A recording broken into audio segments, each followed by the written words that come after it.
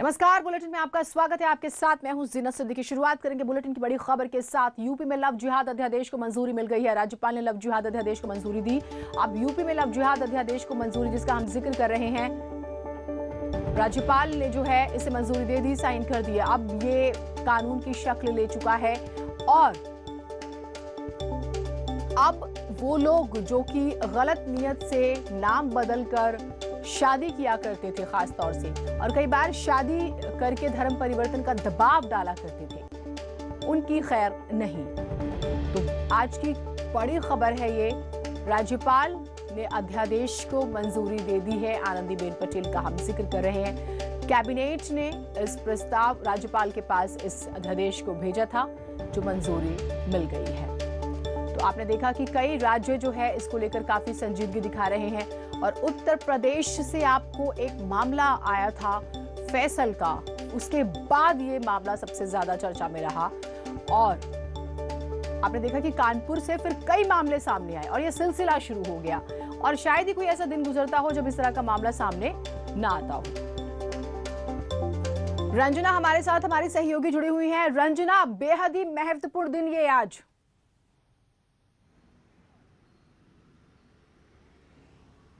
जीनत, love जिहाद अध्यादेश तो बोलचाल की भाषा है। जब राज्यपाल का साइन हो गया तो ये इस अध्यादेश का नाम हो गया उत्तर प्रदेश विधि विरुद्ध धर्म परिवर्तन प्रतिषेध अध्यादेश 2020। इस नाम से ये अध्यादेश जाना जाएगा और जो भी जबरदस्ती या प्रलोभन देके या शादी के केवल पर्पस के लिए इस तरह से जो भी धर्म परिवर्तन कराएगा उस पर अब ये सख्ती से लागू होगा, क्योंकि सदन नहीं चल रहा था अभी और इसलिए सरकार ने इसको कैबिनेट से पास कराकर राज्यपाल के पास सिग्नेचर के लिए भेजा था। राज्यपाल ने आज साइन कर दिया अपना और इस तरह से अब यह अध्यादेश लागू हो गया। आज से ये कानून लागू हो गया। जो भी इसके दायरे में आएगा, जो भी इसके अधीन उसके दायरे में आएगा, उस पर यह कार्रवाई अब किया जा सकेगा। तो इस तरह से आज से जब तक सदन में जब तक पास कराया जाएगा, जब शीतकालीन सत्र आएगा तो इसको सदन में ले जाकर के पास कराया जाएगा, लेकिन राज्यपाल के सिग्नेचर के साथ ही ये कानून अब किसी पे भी कार्रवाई की जा सकती है। और आज से जो है धर्म परिवर्तन को लेकर के जो ये कानून पास किया गया है, अध्यादेश पास किया गया है, जिसको लव जिहाद अध्यादेश बोलचाल की भाषा में किया जा रहा है, लेकिन इसका वास्तविक नाम यही होगा उत्तर प्रदेश विधि विरुद्ध धर्म संपरिवर्तन प्रतिषेध अध्यादेश 2020 और इसके तहत ही अब कार्रवाई की जाएगी। तो आज का दिन बहुत ही महत्वपूर्ण दिन अपने आप में जो है नाम काफी समझाता है। रंजना जी, अब सवाल ये कि सजा किस किस तरह से रखी गई है, क्योंकि ये बहुत जरूरी है। हमने देखा कानपुर में एकदम से इतने सारे मामले सामने आए थे और शायद ही कोई ऐसा दिन गुजरता हो जब इस तरह का मामला देखने को ना मिलता हो। बिल्कुल जीनत, इसमें जो है 10 साल तक की सजा का प्रावधान है और सबसे खास बात यह है इसमें कि हर एक पहलू पे विचार किया जाएगा। धर्म परिवर्तन आखिरकार किस मतलब उसका उद्देश्य क्या है, धर्म परिवर्तन कराने के पीछे की क्या स्थिति है, उसको इस पे ध्यान रखा गया है कि आखिरकार प्रलोभन दे करके, दबाव दे करके, शादी का प्रलोभन दे करके तो किस तरह से धर्म परिवर्तन कराया गया है और उसके कारण अगर सही पाए गए तो उस पे जो है कार्रवाई होगी। अगर 2 महीने पहले अगर किसी भी जोड़े को शादी करनी है तो उसके 2 महीने पहले नोटिस उसको देनी होगी, मजिस्ट्रेट के पास देना होगा कि वो लोग शादी करने वाले हैं और धर्म परिवर्तन करना चाहते हैं। तो इस तरह से इन सब चीजों का विशेष ख्याल रखा गया है। तो अगर कोई विधि सम्मत कोई चीज करता है तो उस पर सरकार, ऐसा नहीं है कि विधि सम्मत करने के बाद कोई कार्रवाई करेगी, लेकिन अगर विधि विरुद्ध कोई जाता है, इसीलिए इस अध्यादेश का नाम भी रखा गया है विधि विरुद्ध धर्म संपरिवर्तन प्रतिषेध अध्यादेश। अगर विधि विरुद्ध कोई जाता है तो इसमें कठोर कार्रवाई होगी, उसको सजा भी होगी, उसकी जेल की सजा काटनी पड़ेगी। तो इस तरह से योगी सरकार ने काफी सख्ती के साथ कैबिनेट में ला करके इस प्रस्ताव को पास किया और राज्यपाल के साइन के बाद अब ये अध्यादेश बन गया है और जैसे ही शीतकालीन सत्र आएगा ये सदन में पास करा लिया जाएगा। जी जीनत। ठीक, बहुत शुक्रिया आपका। सबसे उसके पीछे की वजह, क्योंकि हम देखते हैं कि जो बहुत बड़ा कारण बनकर आता है। बहुत शुक्रिया आपका।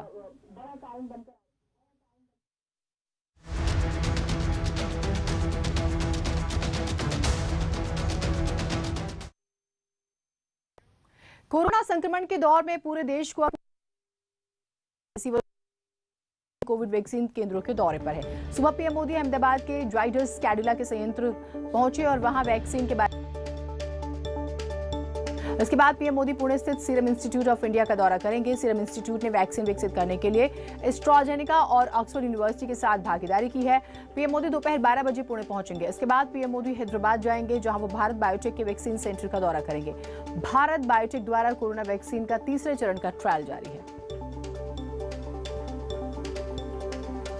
तो आज PM Modi 3 corona vaccine centres के दौरे पर हैं और तस्वीरों में आप भी देख सकते हैं कि वो सेंटर जहां आज पीएम मोदी दौरे पर रहेंगे। देखिए, जाइडस कैडिला पहुंचे, उसके बाद सीरम इंस्टीट्यूट, फिर भारत बायोटेक हैदराबाद।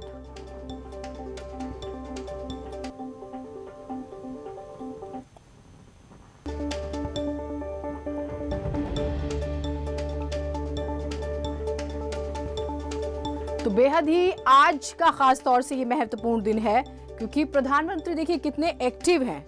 पुणे की जब हम बात करते हैं, क्योंकि अहमदाबाद में आपने देखा कि जाइडस कैडिला वो पहुंचे और सीरम इंस्टीट्यूट ऑफ इंडिया का दौरा करेंगे, जिसने कोविड-19 का टीका विकसित करने के लिए मशहूर दवा कंपनी, जैसे हम जिक्र कर रहे थे, एस्ट्राजेनेका और ऑक्सफोर्ड यूनिवर्सिटी के साथ भागीदारी की और 12 बजे का वक्त है। उसके बाद हैदराबाद भी आप जाएंगे, भारत बायोटेक के केंद्र में दौरा करेंगे। लगभग 50 किलोमीटर दूर हकीमपेट वायुसेना जो है अड्डा, वो पहुंचेंगे पहले और भारत बायोटेक द्वारा विकसित किए जा रहे कोविड-19 टीके के तीसरे चरण का ट्रायल, क्योंकि वहां पर जारी है, और 1 घंटा रुकेंगे और उसके बाद वहां पर वो 1 घंटा रुकेंगे प्रधानमंत्री, जिसका हम जिक्र कर रहे हैं। तो बेहद ही महत्वपूर्ण दिन, वैक्सीन केंद्रों का वो जा रहे हैं, वहां पर तमाम वैज्ञानिकों से बातचीत कर रहे हैं, डॉक्टर्स की जो टीम लगी हुई है, और कैसे कितना वक्त और लग सकता है, फिर कैसे लोगों को जो है इसका फायदा मिलेगा,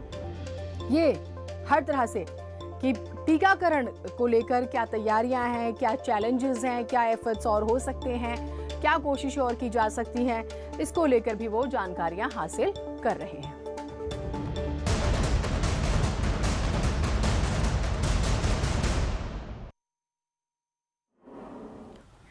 और अब बात करते हैं किसानों के दिल्ली कूच की। कृषि कानून का विरोध कर रहे यूपी के किसानों का प्रदर्शन जारी है। पश्चिमी यूपी के किसान आज राकेश टिकैत की अगुवाई में दिल्ली कूच कर रहे हैं। किसान नेता राकेश टिकैत ने कहा है कि जब तक किसानों की समस्या का समाधान नहीं होगा, आंदोलन तो जारी रहेगा।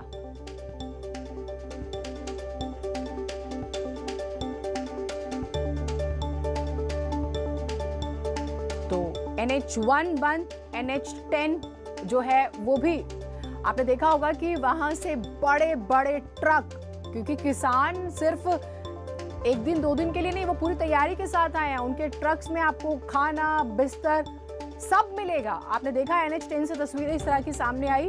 तो कुल मिलाकर NH1 बंद, NH10 बंद। कोशिश ये है काफी हद तक कि दिल्ली को चारों तरफ से घेर लिया गया है वैसे तो, और किसान खास तौर से MSP का जो विवाद है, जो डर है किसानों को, सरकार देखिए 23 फसलें जो है MSP पर खरीदती है, लेकिन 2 मुख्य रूप से गेहूं और धान।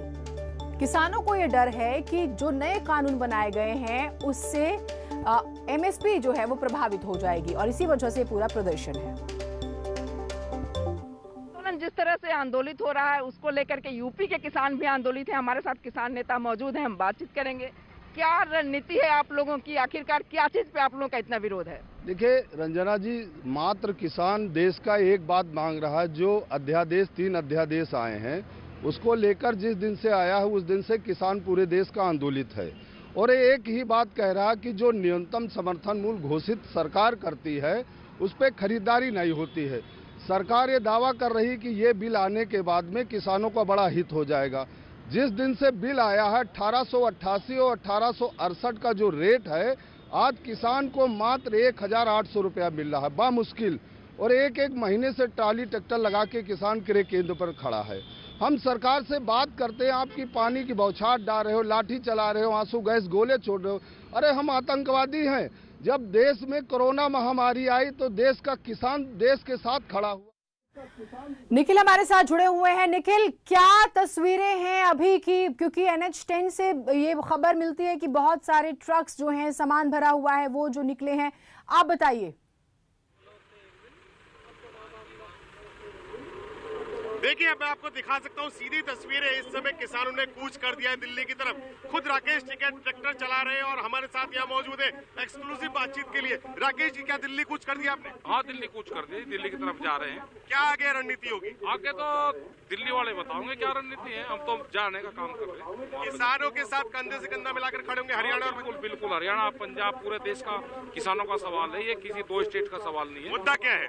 मुद्दा एमएसपी का मुद्दा है, जो 3 बिलाए हैं इसके उसका मुद्दा है, जो होल्डिंग कैपेसिटी होगी उसका मुद्दा है, कितनी होल्डिंग कोई व्यापारी कर सकता है। ये तो किसानों को लूटने का एक बड़ा प्लान भारत सरकार ने बना दिया है। आप देख सकते हैं कि किसानों की भारी भीड़ है। न्यूज 18 की टीम इस समय खुद राकेश टिकैत के उसी ट्रैक्टर पर सवार है जहां से ये अब नेशनल हाईवे से जा रहे हैं। आप देखिए कितनी भीड़ है किसानों की। सिवाया टोल प्लाजा से ये लोग निकल चुके हैं और यहाँ अब किसान आर पार की लड़ाई के मूड में है। किसानों ने साफ कह दिया है कि दिल्ली जाकर ही रण होगा, अब वार्ता नहीं होगी, समाधान चाहिए किसानों को। और जो एमएसपी है उसके एमएसपी यानी खरीद की गारंटी को लेकर किसान कह रहे हैं कि खरीद की गारंटी दे सरकार, तभी जाके अब अगली बात होगी। जी जीनत। बिल्कुल निखिल, पूछिए कि जो है कितने दिन की तैयारी से जा रहे हैं? क्या सिर्फ जाना ही काफी है? जैसे शुरू में कह रहे थे कि ठीक है हम साथ देने जा रहे हैं, कुछ तैयारी भी है? क्योंकि हम देख रहे हैं कि बहुत सारी गाड़ियों में रसद है, बाकी सामान है, सर्दियों के कपड़े हैं, कंबल हैं, रजाइयां हैं। तो कितने दिन का इंतजाम करके जा रहे हैं कि आप ये पूछे जरा।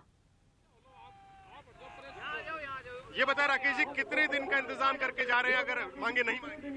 अभी चल रहे हैं, इंतजाम तो होता रहेगा, जाते रहेंगे, वहाँ चल के करेंगे बात। आप देखिए साफ तौर पे कह रहे हैं कि अभी चल रहे हैं, इंतजाम होता रहेगा, यानी अनिश्चितकालीन आंदोलन है क्या? हाँ बिल्कुल है, बातचीत करेंगे, वहीं चल गए। और किसान, आप देखिए और भी किसान हमारे साथ यहाँ मौजूद हैं, अनिश्चितकालीन आंदोलन बता रहे हैं। आप बताएं क्या रणनीति रहेगी? जो चौधरी साहब कहेंगे हम तो चौधरी साहब के साथ हैं। दिल्ली के लिए बोल दिया, दिल्ली जाएंगे। दिल्ली में चौधरी साहब के साथ है, मतलब साफ तौर पर है कि जो भी नेतृत्व कहेगा वही किसान करेंगे। आप देख सकते हैं कि जो भीड़ है किसानों की, ये 1, 2, 10 या 50 नहीं, ये सैकड़ों की संख्या में भीड़ है किसानों की। और यहाँ पर ये ट्रैक्टरों पर सवार होकर दिल्ली की तरफ बढ़ चुके हैं।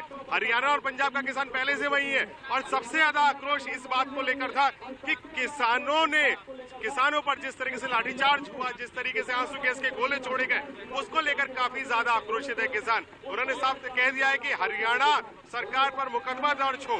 जिन्होंने निखिल, अब एक सवाल जरूर पूछिएगा, किसानों के इतने आंदोलन होते हैं, कमजोर तब पड़ते हैं जब किसान आपस में बंट जाते हैं। अब पूछिए कि क्या इस बार ऐसा तो नहीं देखने को मिलेगा? किसान आंदोलन होते हैं लेकिन किसान आपस में जो बढ़ जाते हैं उस पर आपका क्या कहना है? नहीं, कोई नहीं पटना, इन इशू पर सब लोग एक हैं। किसान के इशू पर सब लोग एक हैं, ऐसा यहाँ पे राकेश टिकैत जी का कहना है। और जिस तरीके से आगे रणनीति क्या होगी, केंद्र सरकार से क्या वार्ता करेंगे अभी भी? हाँ, वार्ता तो होगी, बिना वार्ता के तो काम चलता ही नहीं, वार्ता तो करेंगे। वार्ता होगी सबसे पहले दिल्ली जाकर, और साफ कह दिया है कि बिना वार्ता के काम नहीं होगा। लेकिन एमएसपी पर किसान अडिग है। उन्होंने साफ कहा है कि अगर सरकार खरीद की गारंटी देगी तो ही आगे वार्ता होगी, तो ही आगे समाधान होगा। और यह आंदोलन तब तक चलता रहेगा जब तक सरकार एमएसपी की गारंटी नहीं देगी। ठीक निखिल, आपसे अपडेट्स लेंगे। और तस्वीरें भी दर्शकों ने देखी। किसान आंदोलन यूं तो कई बार हुए लेकिन वो कमजोर पड़ते हैं क्योंकि किसानों में आपसी बंटवारा हो जाता है। लेकिन इस बार आप देख रहे हैं कि सबकी एक ही मांग है। अलग अलग स्टेट से भी किसान आगे आ रहे हैं। एक छोटे से ब्रेक के लिए रुक रहे हैं, कहीं मत जाइएगा।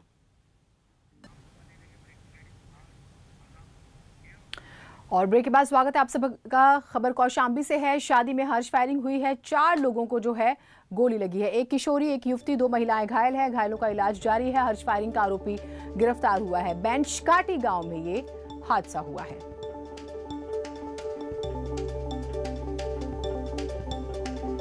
एक किशोरी, एक युवती घायल हुए हैं। शादी समारोह में मना है हर्ष फायरिंग। वैसे ही सुप्रीम कोर्ट ने मना किया हुआ है, फिर भी कुछ लोग अपनी झूठी शान के लिए इस तरह की फायरिंग करते हैं। और देखिए 4 लोगों को गोली लगी है। जान भी जा सकती थी। एक 12 साल का बच्चा भी है इसमें जिसे गोली लगी है।